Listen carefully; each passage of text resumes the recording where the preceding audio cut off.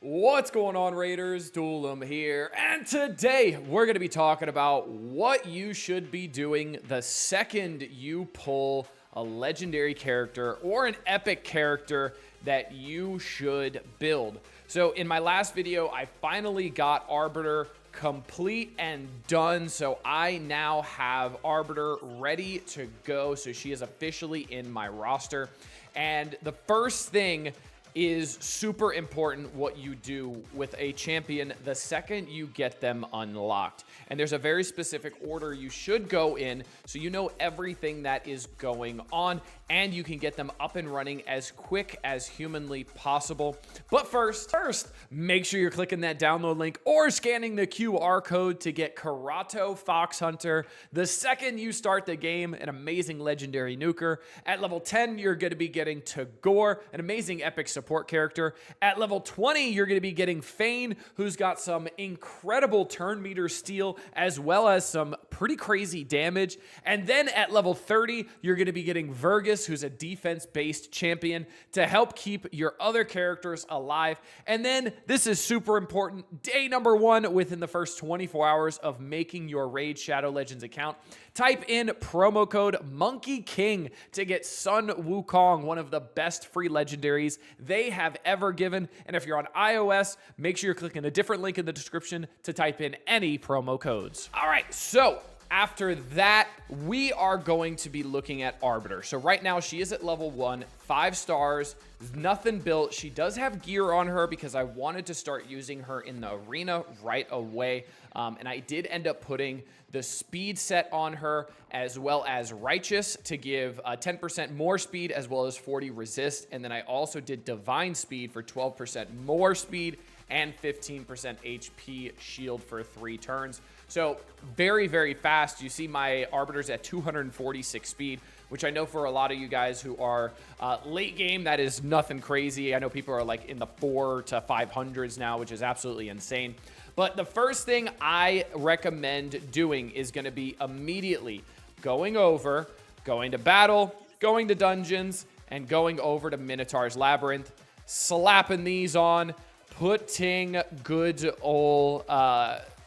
putting Arbiter in there, whichever character you have, and then let it run. So roughly it's about 2,000 energy to get a character, all of their scrolls and all of that kind of stuff. Now, while they're in here, Arbiter will also be getting experience as well. So that's going to get Arbiter up to level 50 and get all of those scrolls ready to go and ready to be used so you can get the mastery set up. Now, while that is running, I always go over here and I go over to hellhades.com. I type in on the top right-hand corner, Arbiter or whichever character you got, hit go, and then they're going to give you the page for Arbiter. And you see Arbiter is a Void Legendary, 4.5 stars. Nothing surprising there because Arbiter is one of the best characters in the game. Absolutely amazing. Now, what I like to do is I like to see where they are good and where they are useful, especially if I know an area that I am struggling in and I go, okay, cool, I've been struggling in Spider. I need help. She's at 4.5 stars in Spider. Fire Knight, maybe I could do some use there. Faction Wars is going to be a big one as well. So I kind of look at the areas that I need improvement on or I am struggling in, and I could look where they could be potentially useful. Then I end up looking at the kit, learn the kit a little bit. I'm not the biggest person to learn by reading. I'm more of a learn by doing. So as I play with the character, I learn what they do and all that kind of stuff. But that's just me, so everybody's a little bit different. After you go over the kit, see everything that's going on, then we're going to be going down a little bit further to masteries. So there's always going to be 2 options for masteries. Sometimes even 3. Sometimes they'll have general PvE, they'll have clan boss, and then they'll have PvP masteries as well. So for this, we have general PvE, and then these would be the recommendations here. So offense and support. But I am mainly going to be using Arbiter as a PvP character as an arena lead, which is exactly what this is going to recommend. So you go the defense and the support tree instead. And this is going to be what I'm going to be going off of. So I know once Minotaur is done, I can put these masteries on with confidence because I know she's going to be my arena lead. Now, next up, we go to blessings. And I know this might not apply to everybody, and it doesn't even apply to me right now because I don't have any red stars for Arbiter. I don't have any of the perfect souls, right? So we go to the blessings here. So we do have survival instinct or brimstone, depending on what star you have, right? But this is going to be the PvE blessing recommendation. You want to make sure you are clicking show arena blessing so you see the differences here. And it does have two different ones. I actually disagree with this. I think intimidating presence is going to be the way to go personally, no matter what. But I do understand that intimidating presence gets better as it is as you are a higher level. So if we go back in game here, we can see temporal chains is going to be decreasing enemy speed for each active buff they are under, except for the buffs placed at the start of the round. So as in arena, as they put more buffs on themselves, they're actually getting slowed, which is really, really interesting. And then whenever an enemy receives a third active buff, instantly decreases the turn meter of all enemies by a certain amount. And that's on a 4-turn cooldowns. And that's the high awakening bonus. Now, if we look at the light and then we go over to intimidating presence, this is going to be the one that I think is better personally. So it strengthens your team aura and weakens the enemy team's aura. And it's going to be doing it based off of how many of those red stars you have. So it strengthens it by 2.5% and weakens theirs by 5%. So technically it's giving you a 7.5% boost with the negatives and the positives all going into one. Then at 3, it's going to be 7.5 and 10. At 5, it's 15 and 20. And then if you can get all the way to 6, not only do you get a 35% aura and a 20% aura weaken, you're also getting flat speed as well. Now, I know getting to a 6 split soul is very difficult. I do not have any currently, so that is very, very difficult to get to. But this explains for a lot of people on why some people are going a lot faster than you, and you are losing a lot of your aura because of the intimidating presence. And that is very, very big. So let's hop over back to Hell Hades, and now we are going to be on the gear recommendations. So if you're doing more of a PvE build or a PvP build, you want the exact same stats. So speed, defense, HP, and accuracy. And this does go in from importance from left to right. So the ones you see first are going to be the higher recommended ones. So speed, obviously, the #1 stat on Arbiter. That is everybody's #1 stat on Arbiter. You build her as fast as possible to go first in arena and get her rolling. So you have speed, then defense, then HP, then accuracy. And you do need accuracy because of her, I believe it's her A2 that ends up removing or decreasing the duration of all enemy buffs by 1 turn. And it is buffed up to 100% chance, but obviously that can be resisted. So that's where the accuracy comes into play, and that is helpful. Now, we keep going down a little bit further, and then for the PvP stats, or PvE artifacts and PvP artifacts, so you see there's a little bit difference at the last one. So it's always going to be speed, divine speed, supersonic, and relentless, and then you see the only difference here is stone skin for PvP. Now, I do not have any supersonic. I need to figure out what that actually does. I've never seen that artifact set yet, so I guess I'm just too early in the game, and I have not seen it yet. I'm presuming it has something to do with speed because of the wording, supersonic, right?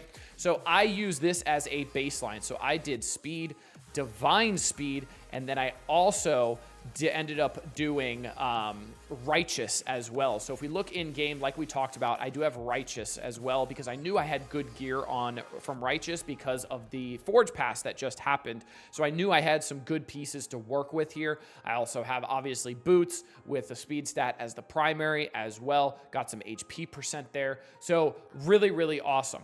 Now, it is nice to be able to build exactly what this is recommending, right? Where you have speed, divine speed, supersonic, and having those sets fully fleshed out, right?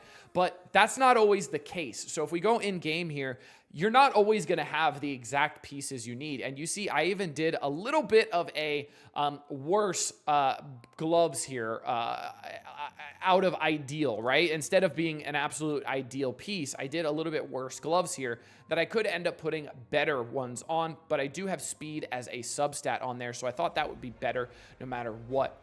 Now, if you are not able to build full-fledged sets or full-fledged sets to be able to get, you know, a 2-piece and then another 2-piece and then another 2-piece running, right? Or a 4-piece and a 2-piece or a 9-piece if you have like pinpoint or something like that. My best recommendation would be go here, then you're going to go to filter, and then you're going to go here to substats, and then you're going to be, I'm going to slide myself over here so you can see this, and then you're just going to click speed. That's it. And then you want to go with any of your pieces that have the biggest speed substat, and you want to go through any of these. And if you are able to make a set work and actually activate that bonus, that is just a plus. But for early to mid game, it is much better to just focus on raw stats and not the actual artifact sets, because that is going to help you so much more. It's going to help you with damage dealers reach 100% crit and a lot more crit damage a lot faster and a lot higher. For speed characters, it's going to allow you to put a lot more speed on your characters, even though you might not be able to complete a perfect set and be able to get that set up. So that is absolutely my recommendation for the build. Like I said, if you have those pieces, absolutely amazing. If you do not, that is okay. So after you are done with Minotaur, after you've got all the masteries set up, after you figure out what artifacts, what accessories you want to put on her, all that kind of stuff, then you have a choice on relic. Obviously, anything speed related is going to be super important, or survivability, like I have an HP one here, HP, defense, and you'll see this one here, if it goes to level 9, then guess what? It's going to get some speed. So that is pretty nice. I might end up doing this one, but that's another thing. If you are early or mid game, you don't have too many relics. So I know I don't. So relics are pretty hard to come by, but that's going to be another level of customizability as well, which is one of the best things about Raid. Now, next up, we go to skills. So this is going to be done in the tavern. So let's go over to the tavern here, and we will see, let's go to upgrade skills, put in Arbiter, and we're going to look at her abilities, right? So it depends on where you want to use her, what you want to do with books or not booking, okay? So if you are using her in Arena, ideally, you want her going first. She's going to do her A3. The A3 goes off, and then she's going to probably get to her second turn, and then by that time, the fight's probably over. So booking Arbiter or booking characters that you're only using in Arena is not worth it at all, because you don't really need the extra cooldown on the A3 or the extra cooldowns on the A4 or on the A2. It is nice to get a little bit more damage, maybe a buff debuff chance, getting up to 100%, but you aren't usually using Arbiter for damage, right? You're using her to go fast, boost your team, put this increase attack buff on all allies, filling that turn meter, and heals all allies by 25% of their max health. That's the goal of Arbiter. Going first, using Mentor of Heroes, and then for the A1, you're just getting a little bit of damage and a little bit of buff debuff chance. I don't think it's worth buffing Arbiter if you are only going to use her in Arena, because, like I said, the fight's usually over after the A3 and the A2, and you've either gotten outsped or you outsped them and you full-fledged deleted them. So personally, I do not think she is worth booking. But it's different in every case. If you got Arbiter super early and you really need her in other areas and you think she's going to be really useful, maybe you do need the Reviver, because it does revive all dead allies to 30% HP, fills a turn meter of all allies by 20%. It gets booked down to a 5-turn cooldown as well, and then also grants an extra turn to this champion if an ally was successfully revived. You could absolutely book her. She does not need that many books. Was it 3, 6, 7, 8, 9? That's not that many books for a legendary character, so that is one of the good things about it. But for me, for my uses, I don't think she is going to be useful using books on her. Now, after you have finished all of that, the next part is going to be, I don't know why I backed out of that. The next part is going to be ascending. So you want to make sure you have all the pieces to fully ascend her. So once you're done with all of your Minotaur battles, you want to make sure you have all of this ready to go. So now I know I need to go into the Arcane Keep, and I need to farm 7 of these superior arcane potions to be able to get her fully ascended and ready to go. Now, once I have the Minotaur battles done, all that kind of stuff, you want to make sure you are taking her to 6-star, obviously. And then the choice comes, if you do have a brew, you could end up using a brew to take her up, right? So I do have an XP brew here that I can, or an XP barrel that I could end up using, or I do have a lot of void brews here. I have 78 of those because I don't get very many void champions. So what I'm probably going to end up doing is using those void brews to take her right up to 6 stars immediately.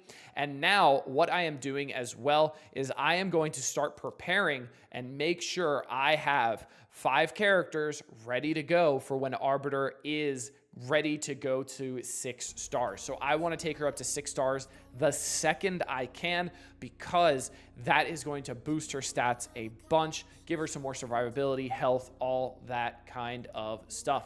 So I think that's it. I think that's every aspect you need to look at. So we've got gear, we've got relics, we've got if you should book or not, we've got masteries, we've got pretty much everything. And the other thing I would recommend here as well is make sure you're checking the soul merchant every single day so you can see if you get Arbiter in here, because this would be really great to be able to take her up to 1 perfect soul, one of those red stars, to get a lot more stats on her, as well as unlocking that blessing. So make sure you are checking this every single time. You see the refresh time at 8 hours here. I think it's a full day if I'm not mistaken. Another thing you can do as well is if you're going to be summoning soul stones, make sure you put her in your lineup for your wish list. So this does end up increasing your chances of dropping this character. We do have a 2x chance of a 4-star to 6-star perfect soul. And you know what? I'm going to do it. Why not? Let's do 5 of them. Let's have some fun here at the end of this video, and let's see what we get. Maybe we get lucky. So we did get an epic character, Nazana. I don't know who that is. Maybe she'll be good, but I usually just hold all of these for when I get a better character, for when I end up unlocking them. Steelbauer, 2-star red, not the best. I think we got 2 more after this one. Another epic. Give me someone good. Romero. Oh, that's actually the boss in the Arcane Keep, actually. I've seen him a couple times in Arena. He's not that great, though, from what I've noticed. I think he gets, like, extra turns from getting kills or something. Kale. That is potentially very good, actually. If I need a poison, Kale at 4 that's actually really helpful, and Kale was on my wish list as well, so that's actually a good pull. I'll take it. And then last one here, and then we will wrap up the video. We got another epic, so no legendaries. We got Siendra at 2 perfect soul. So now what I can do is I can go to awaken here, and I can awaken Kale. So now Kale's at 4 here.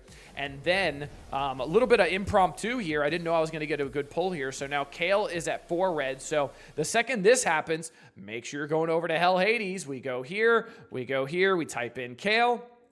And let's see what his recommended blessing is, because I'm curious. I actually do not know. So let's go here. We can click on blessings, and it'll scroll us all the way down, which is great. And then they are recommending Phantom Touch. Now, there is an arena option here as well, but it's actually the exact same thing for arena as well as for the regular old PvE content. So let's go over to champions. Let's go to Kale, and let's put Phantom's Touch on, shall we? So that was in dark.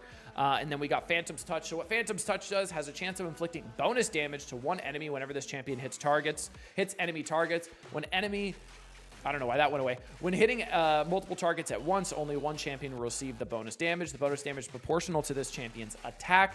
High Awakening bonus has a chance of inflicting a second instance of this of this bonus damage. We get some good stats as well. And then you see even more stats here, getting more crit damage, getting some extra attack, HP, defense, as well as a 45% chance, or actually a 30% chance of inflicting the bonus damage. It's not additive, it's 75, then it would be 100. So choosing that one, absolutely amazing. Nothing wrong with that. Kale just got a lot stronger and a lot better, so I will absolutely take it. Nothing wrong with that at all. But that's going to be it for this one. Make sure you're clicking that download link below to get started in Raid Shadow Legends the best way possible. I'm having an absolute blast playing this game. Hope this helped you guys out for whenever you get a new legendary or a new epic character that you know you want to build. It gives you guys kind of some direction to know where to go and know what to do first, because there's a lot to do. Pulling the character is only the first step, right? There's so much to do after, and I wanted to share that with you guys. So